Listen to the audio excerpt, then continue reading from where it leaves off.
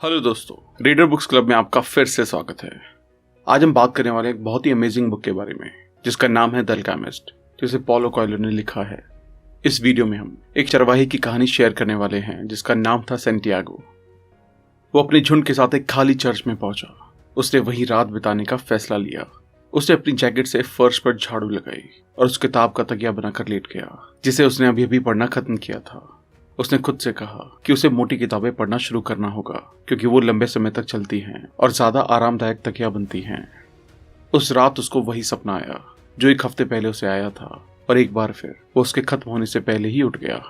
उसके माता पिता चाहते थे कि वो एक पुजारी बने, लेकिन वो बचपन से ही दुनिया को जानना चाहता था, इसलिए वो एक चरवाहा बन गया। चलते वक्त वो हमेशा भेड़ों से बात करता था। कभी कभी उन गाँव में जो भी देखता था भेड़ों को वो सब बातें बताता था। लेकिन पिछले कुछ दिनों से उसने केवल एक ही बात की थी, एक लड़की जो एक व्यापारी की बेटी थी जो गांव में रहती थी जहां वो लगभग 4 दिनों में पहुंचेंगे। साल भर पहले वो एक बार उस गांव में गया था। व्यापारी एक दुकान का मालिक था।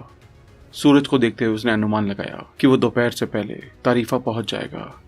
उसे याद आया कि तारीफा में एक बूढ़ी औरत रहती है जो कि सपनों के बारे में बताती है। बूढ़ी औरत उसे अपने कमरे में लेकर आई। लड़के ने कहा, मुझे एक ही सपना 2 बार आया। मैंने सपने में ये देखा कि मैं मैदान में हूँ, एक बच्चा आया और मेरे झुंड के साथ खेलने लगा। बूढ़ी औरत ने कहा, अपने सपने के बारे में और बताओ। लड़के ने कहा कि वो बच्चा मेरे झुंड के साथ थोड़ी देर खेलता रहा और एकदम उस बच्चे ने मेरे दोनों हाथ पकड़ लिए और मुझे इजिप्ट के पिरामिड ले गया। उस बच्चे ने कहा कि अगर तुम यहाँ आओगे तो तुम्हें खजाना मिलेगा। बूढ़ी औरत देर तक चुप रही। फिर उसने कहा, तुम मुझसे वादा करो कि तुम मुझे अपने खजाने का 10वां हिस्सा दोगे। लड़के ने कहा, ठीक है। फिर उस बूढ़ी औरत ने कहा, तुम्हें इजिप्ट के पिरामिड जाना चाहिए और वहां पर तुम्हें खजाना मिलेगा। लड़का नाराज सा हो गया। उसने सोचा कि अब मैं कभी भी सपनों पर विश्वास नहीं करूंगा। वो फिर कुछ खाने के लिए बाजार गया। उसने अपनी किताब को एक मोटी किताब से बदला और वो चौक के पास एक बेंच पर बैठ गया। जैसे ही उसने पढ़ना शुरू किया तो एक बूढ़ा आदमी उसके पास आकर बैठ गया। बूढ़े ने कहा कि वो थका हुआ और प्यासा है और उसने पूछा कि क्या वो लड़के की शराब से एक घूंट ले सकता है। लड़के ने अपनी बोतल ये सोचकर दी कि वो बूढ़ा उसके बाद उसे अकेला छोड़ देगा, लेकिन वो उससे बात करना चाहता था। लड़के ने पूछा, आप कहाँ रहते हैं? बूढ़े ने कहा, मैं सलीम से हूँ। उसने पूछा, आप सलीम में क्या करते हैं? मैं सलीम में क्या करता हूँ? बूढ़ा हंसा, मैं सलीम का राजा हूँ। लड़के ने सोचा, लोग भी अजीब सी बातें करते हैं। बूढ़े ने कहा, मेरा नाम मेल्चिसेडेक है। मुझे मेरी किताब दो, मुझे जाकर अपनी भीड़ों को इकट्ठा करना है और जाना है। बूढ़े ने कहा, मुझे अपनी भीड़ों का 10वां हिस्सा दे दो और मैं तुम्हें बताऊंगा कि खजाना कैसे खोजना है। अगर तुम अपने खजाने के बारे में जानना चाहते हो तो तुम्हें मुझे अपने झुंड का 10वां हिस्सा देना होगा। अब लड़के ने सोचा कि उसे अपने झुंड और अपने खजाने के बीच चूज करना होगा। अगले दिन दोपहर में लड़का उस बूढ़े आदमी से मिला। वो अपने साथ अपने झुंड का 10वां हिस्सा लाया था।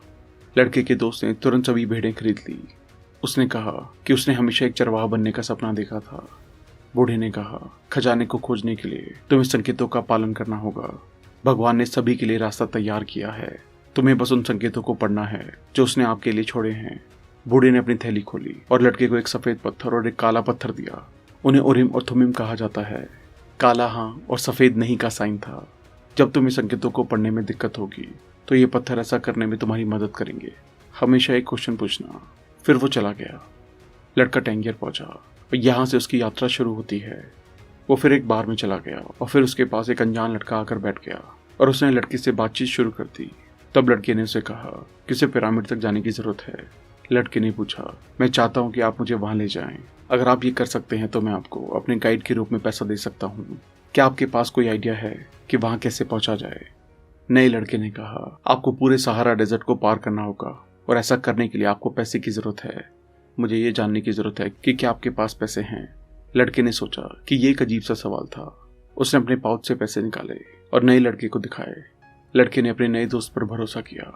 उसने अपने पैसे निकाले और गिनने लगा। वो टैंगियर की गलियों में एक साथ चले। उस लड़के ने पैसे लेते हुए कहा कि हम कल तक पिरामिड पहुंच सकते हैं, लेकिन मुझे 2 ऊंट खरीदने हैं। वो एक चौक के बीचों बीच पहुंचे जहां बाजार लगता था। लड़के ने कभी भी अपने नए दोस्त से नजरें नहीं हटाई। आखिर उसके पास उसका सारा पैसा था। अचानक उसने सबसे सुंदर तलवार देखी। लड़के ने खुद से वादा किया कि जब वो पिरामिड से लौटेगा तो उस तलवार को खरीदेगा। उसने अपने दोस्त से कहा, उस स्टॉल के मालिक से पूछो कि तलवार कितने की है। जब वो पीछे मुड़ा तो उसे अपना नया साथी कहीं नहीं मिला।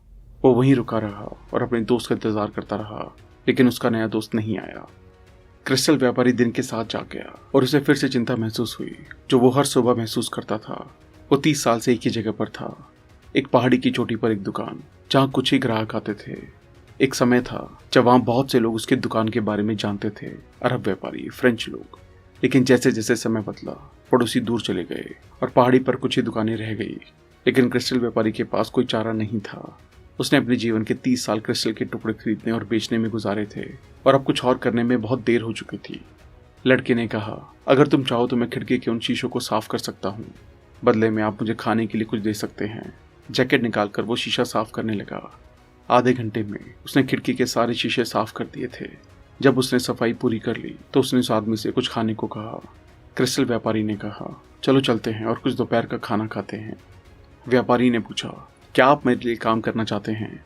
लड़के ने कहा, मैं पूरे दिन काम कर सकता हूँ, मैं पूरी रात काम करूंगा और मैं तुम्हारी दुकान में क्रिस्टल के हर टुकड़े को साफ कर दूंगा। बदले में मुझे कल पिरामिड जाने के लिए पैसे चाहिए। व्यापारी हंसा, यहाँ तक कि अगर आप पूरे साल मेरे क्रिस्टल को साफ करते हैं, भले ही आप हर टुकड़े को बेचकर एक अच्छा कमीशन कमाते हैं, फिर भी आपको पिरामिड जाने के लिए कुछ पैसे उधार लेने होंगे।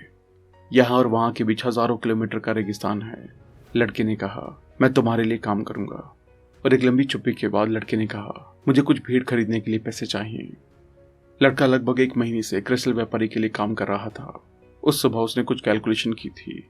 अगर वो रोजाना काम करना जारी रखता है तो वो 1 साल में कुछ ही भेड़ खरीद पाएगा। फिर उसने सोचा कि तेजी से पैसा कमाने के लिए उसे कुछ नया करना चाहिए। लड़के ने व्यापारी से कहा, मैं क्रिस्टल के लिए एक डिस्प्ले केस बनाना चाहता हूँ। व्यापारी ने जवाब दिया, मेरे पास पहले कभी केस नहीं था। 2 महीने और बीत गए और डिस्प्ले केस की वजह से कई ग्राहक क्रिस्टल की दुकान में आने लगे। लड़के ने अनुमान लगाया कि अगर वो 6 महीने और काम करता है तो वो स्पेन लौट सकता है और 60 भेड़ें भी खरीद सकता है, लेकिन सिर्फ 60। एक दिन उसने एक आदमी को कंप्लेन करते सुना कि पहाड़ पर एक अच्छी चाय पीने की जगह नहीं है। लड़के ने कहा, हम चाय बेचनी शुरू कर सकते हैं। व्यापारी ने कहा, यहाँ कई जगहों पर चाय बेची जाती है, लेकिन हम क्रिस्टल ग्लास में चाय बेच सकते हैं। लोग चाय का मजा लेंगे और ग्लास खरीदना चाहेंगे। व्यापारी ने हाँ कर दी और आइडिया काम कर गया।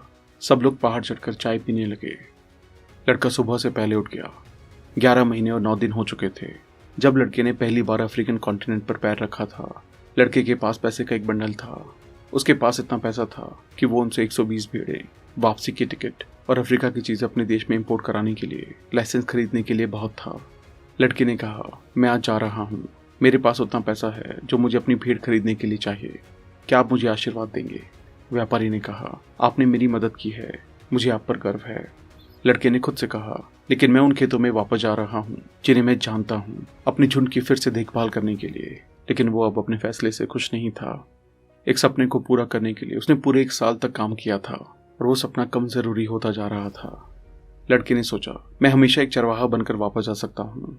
मैंने सीखा कि भेड़ों की देखभाल कैसे की जाती है और मैं ये नहीं भूल पाया कि ये कैसे करना है। लेकिन शायद मुझे पिरामिड तक पहुंचने का दूसरा मौका कभी नहीं मिलेगा। उसे अचानक से बहुत खुशी का अनुभव हुआ। एक इंग्लिशमैन एक ऐसी बेंच पर बैठा था जिसमें से जानवरों का पसीना और धूल की गंध आ रही थी। उन्होंने दुनिया की सबसे बड़ी लाइब्रेरीज में बहुत समय बिताया था और एल्केमी पर सभी रेयर और सबसे इंपॉर्टेंट बुक्स को खरीदा था। इंग्लिशमैन एल्केमिस्ट से मिलने अल्फायम जा रहे थे। बाहर सहारा डेजर्ट को पार करने के लिए एक बड़ा कारवा बनाया गया था। फिर एक जवान अरब अंदर आया, वो सेंटियागो था। एक बड़ी दाढ़ी वाले ने कहा, मैं कारवां का लीडर हूँ, मैं अपने साथ चलने वाले की लाइफ और डेथ की पावर रखता हूँ। लड़का उस इंग्लिशमैन से बहुत कम बात करता था जिसने अपना ज्यादा समय उसकी किताबों में बिताया था। लड़के के पास भी उसकी किताबें थी और सफर से पहले कुछ दिनों में उसने पढ़ने की कोशिश की थी, लेकिन उसे कारवां को देखना और हवा को सुनना ज्यादा अच्छा लगा। उसके साथ यात्रा करने वाले ऊंट चलाने वाले के साथ उसकी दोस्ती हो गई। उन्होंने कहा, मैं एल्केरियम के पास रहता था, मेरे पास मेरा बगीचा था, मेरे बच्चे, एक ऐसा जीवन जो मेरे मरने तक बिल्कुल नहीं बदलेगा। एक दिन धरती कांपने लगी और नीली नदी अपने तटों पर बहने लगी। जमीन बर्बाद हो गई और मुझे घर चलाने के लिए कोई और रास्ता ढूंढना पड़ा, इसलिए अब मैं ऊंट चलाता हूँ। एक रात एक ऊंट चालक आग के पास आ गया जहाँ इंग्लिशमैन और लड़के बैठे थे। उसने उन्हें बताया कि आदिवासियों की आपस में लड़ाई शुरू हो गई है। इंग्लिशमैन ने पूछा कि क्या वो खतरे में हैं। ऊंट चलाने वाले ने कहा, एक बार जब आप रेगिस्तान पर पहुंच जाते हैं तो वापस नहीं जा सकते। अंग्रेज पूरी रात सो नहीं पाया। उसने लड़के को बुलाया और वो आग के चारों ओर चलने लगे। लड़के ने अंग्रेज को अपने जीवन की कहानी सुनाई। उसे सबसे अच्छा लड़के का क्रिस्टल की दुकान पर काम करना लगा। अंग्रेज ने कहा, मैं कारवां पर ध्यान दूंगा, और लड़के ने कहा कि वो अंग्रेज की किताबें पढ़ेगा। जिस किताब में लड़के को सबसे ज्यादा दिलचस्पी लगी उसमें एक नामी अल्केमिस्ट की कहानी थी। वो ऐसे लोग थे जिन्होंने अपना पूरा जीवन अपनी लैब में मेटल्स की शुद्धि करने में लगाया था। उनका मानना था कि अगर किसी मेटल को कई सालों तक गर्म किया जाए तो वो अपने आप को उसके सभी कैरेक्टरिस्टिक से मुक्त कर देगा। उन्होंने इस खोज को मास्टरवर्क कहा। वो आधा लिक्विड था और आधा सॉलिड। लड़के ने सीखा कि मास्टरवर्क के लिक्विड पार्ट को एलेक्सिर ऑफ लाइफ कहते हैं और ये सारी बीमारी से भी बचाता है, और इसी वजह से अल्केमिस्ट कभी बूढ़े नहीं होते। और सॉलिड पार्ट को फिलॉसफर्स स्टोन कहते हैं। इसका थोड़ा सा टुकड़ा ही किसी भी मेटल को सोना बना सकता है। सूरज उगते ही लड़का जाग गया। वहां उसके सामने खजूर की एक बड़ी कतार थी जो पूरे रेगिस्तान में फैली हुई थी। इंग्लिशमैन ने कहा, हमने ये कर दिया। वो भी जल्दी जाग गया था। उन लोगों को अब लड़ाई खत्म होने तक ओसिस में रुकना होगा। इस बीच लड़के ने अपने खजाने के बारे में सोचा। उसने खुद को कहा, हिम्मत मत खो। लड़के को उसके दोस्त से दूर एक तंबू में 5 दूसरे लड़कों के साथ जगह दी गई थी। लड़के ने उन्हें एक चरवाहे के रूप में अपने जीवन के बारे में बताया, और जैसे ही वो अपने क्रिस्टल की दुकान पर अपने एक्सपीरियंस के बारे में बताने वाला था, इंग्लिशमैन तंबू में आ गया और वो लड़के को बाहर ले गया और कहा, मैं पूरी सुबह से तुम्हें ढूंढ रहा था। मुझे पता लगाने में आपकी मदद चाहिए कि अल्केमिस्ट कहाँ रहता है। पहले तो उन्होंने खुद ही उसे ढूंढने की कोशिश की। उन्होंने हर जगह ढूंढा और उन्हें ये पता चला कि जितना वो सोच सकते थे ओसिस उससे कहीं ज्यादा बड़ा है। इंग्लिशमैन ने कहा, हमने लगभग पूरा दिन बर्बाद कर दिया और एक कुएं के पास लड़के के साथ बैठ गए। लड़का एक औरत के पास गया जो कुएं से पानी लेने आई थी। लड़के ने उसे ग्रीट किया और बोला, मैं ये पता लगाने की कोशिश कर रहा हूँ कि अल्केमिस्ट यहाँ कहाँ रहते हैं। औरत ने कहा कि उसने ऐसे आदमी के बारे में कभी नहीं सुना और जल्दी से चली गई। लड़के ने कहा, मैंने भी कभी अल्केमिस्ट के बारे में नहीं सुना था। शायद यहाँ भी किसी ने ना सुना हो। अंग्रेज की आंखें चमक उठी और बोला, शायद यहाँ कोई नहीं जानता है कि अल्केमिस्ट क्या होता है। पता लगाओ कि वो कौन है जो लोगों की बीमारी को ठीक करता है। अंत में एक लड़की उसके पास पहुंची। उसके कंधे पर एक बर्तन था। उसका सर घूंघट से ढका हुआ था। लड़का अल्केमिस्ट के बारे में पूछने के लिए उसके पास गया। लड़का लड़की के करीब गया और जब वो मुस्कुराई तो उसने भी ऐसा ही किया। उसने पूछा, आपका नाम क्या है? लड़की ने कहा, फातिमा। लड़के ने उस आदमी के बारे में पूछा जिसने लोगों की बीमारी ठीक की। वो आदमी जो दुनिया के सभी रहस्यों को जानता था। लड़की ने साउथ की ओर इशारा किया और कहा, वहां एक अजीब सा आदमी रहता था। फिर उसने अपना बर्तन पानी से भर लिया और वहां से चली गई। अगले दिन लड़का कुएं पर लौट आया। अंग्रेज वहीं था, रेगिस्तान को देख रहा था। अल्केमिस्ट मिल गया। अंग्रेज ने अल्केमिस्ट से कहा कि वो सीखना चाहता है कि मेटल को सोने में कैसे बदला जाए। अल्केमिस्ट ने कहा, जाओ और कोशिश करो। इंग्लिशमैन के जाते ही फातिमा आ गई और उसने अपने बर्तन में पानी भर लिया। लड़के ने कहा, मैं आपको एक ही बात बताने आया हूँ। मैं चाहता हूँ कि तुम मेरी पत्नी बनो। मैं आपसे प्यार करता हूँ। लड़की ने मटका गिरा दिया और पानी फैल गया। मैं तुम्हारा यहाँ रोज इंतजार करूंगा। मैं खजाने की तलाश में रेगिस्तान को पार करने आया हूँ जो पिरामिड के पास कहीं है, और मेरे लिए ये लड़ाई एक श्राप की तरह थी, लेकिन अब ये एक आशीर्वाद है क्योंकि ये मुझे तुम्हारे पास ले आया है। जब वो लगभग 1 महीने के लिए डेजर्ट में था तो कारवां के लीडर ने अपने साथ यात्रा करने वाले सभी लोगों को बुलाया और कहा, हम नहीं जानते कि लड़ाई कब खत्म होगी, इसलिए हम अपनी यात्रा जारी नहीं रख सकते। लड़ाई लंबे समय तक चल सकती है। वो लोग वहीं चले गए जहाँ वो रहते थे और लड़का उस दोपहर फातिमा से मिलने गया। फातिमा ने कहा, जब से मैं एक बच्ची थी मैंने सपना देखा है कि रेगिस्तान मुझे एक अद्भुत गिफ्ट देगा। अब वो मेरा गिफ्ट आ गया है और वो तुम हो। मैं तुम्हारे सपने का हिस्सा हूँ, इसलिए मैं चाहती हूँ कि तुम अपना सपना पूरा करो। अगली सुबह वो यही सोचकर वहीं बैठ गया। उसने अपने ऊपर कुछ मूवमेंट महसूस की। ऊपर देखने पर उसने देखा कि बाज का जोड़ा आसमान में उड़ रहा है। अचानक बाज में से कुछ चमकने लगता है। जैसे ही उसने ऐसा किया, लड़के के पास अचानक से एक इमेज आ गई। एक सेना जिसकी तलवारें तैयार थी ओसिस की तरफ आ रही थी। इसी वजह से वो अल्केमिस्ट से मिल पाया। अल्केमिस्ट ने कहा, कल अपना ऊँट बेच दो और एक घोड़ा खरीद लो। अगली रात लड़के को घोड़े के साथ भेजा गया अल्केमिस्ट दिखाई देता है। लड़के ने कहा, मैं तुम्हारे साथ जा रहा हूँ, और उसने तुरंत अपने दिल में शांति महसूस की। अल्केमिस्ट ने कहा, हम कल सूरज निकलने से पहले निकलेंगे। लड़का फातिमा से मिलने गया। अल्केमिस्ट और लड़का यात्रा करने लगे। 7वें दिन अल्केमिस्ट ने कहा, आप लगभग अपनी यात्रा के अंत में हैं। मैं आपको अपने लक्ष्य का पीछा करने के लिए बधाई देता हूँ। वो 2 और दिनों में शांत रेगिस्तान को पार कर गए। वो दोपहर के अंत में पूरे दिन बढ़ते रहे। वो एक मोनेस्ट्री पर आए। अल्केमिस्ट मोनेस्ट्री के गेट पर गए। काले कपड़े पहने एक साधु आया। अल्केमिस्ट ने उसे थोड़ी देर के लिए किचन का यूज करने के लिए कहा। अल्केमिस्ट ने आग जलाई और साधु ने उसे कुछ शीशा दिया। अल्केमिस्ट ने पैन को आग से हटा दिया और पैन को ठंडा होने के लिए अलग रख दिया। जब पैन ठंडा हो गया और लड़के ने देखा कि शीशा पैन के आकार में था, लेकिन अब वो शीशा नहीं था, वो सोना था। फिर अल्केमिस्ट ने उस डिस्क को 4 पार्ट्स में बांट दिया। उसने अपने लड़के और भिक्षु के बीच भागों को बांट दिया। उसके बाद अल्केमिस्ट ने कहा अलविदा। लड़के ने भी कहा अलविदा। अब लड़के को अकेले ही चलना था और जो उसका दिल कह रहा था उसे सुनना था। अंत में वो रात को पिरामिड के पास पहुंचा। लड़के ने एक जगह चुनकर खोदना शुरू किया, लेकिन उसे कुछ नहीं मिला। उसने कुछ पैरों की आवाज सुनी। कई लोग उसके पास पहुंचे। एक आदमी ने उससे पूछा, तुम यहाँ क्या कर रहे हो? लड़के ने जवाब नहीं दिया। दूसरे ने कहा, हमें पैसे चाहिए। उन्होंने कहा कि यहाँ सोना है। उसने शायद जमीन में और सोना छुपा रखा है। उन्होंने लड़के से खोदना जारी रखवाया, लेकिन उसे कुछ भी नहीं मिला। जैसे ही सूरज उगाया, आदमी ने लड़के को पीटना शुरू कर दिया। अंत में लड़के ने चिल्लाया कि मैं खजाने के लिए खुदाई कर रहा हूँ, और उसके मुंह से खून बह रहा था। उसने कहा कि उसने इजिप्ट के पिरामिड के पास छुपे हुए खजाने को 2 बार सपने में देखा था। उन्होंने फिर उस लड़के को वहीं छोड़ दिया।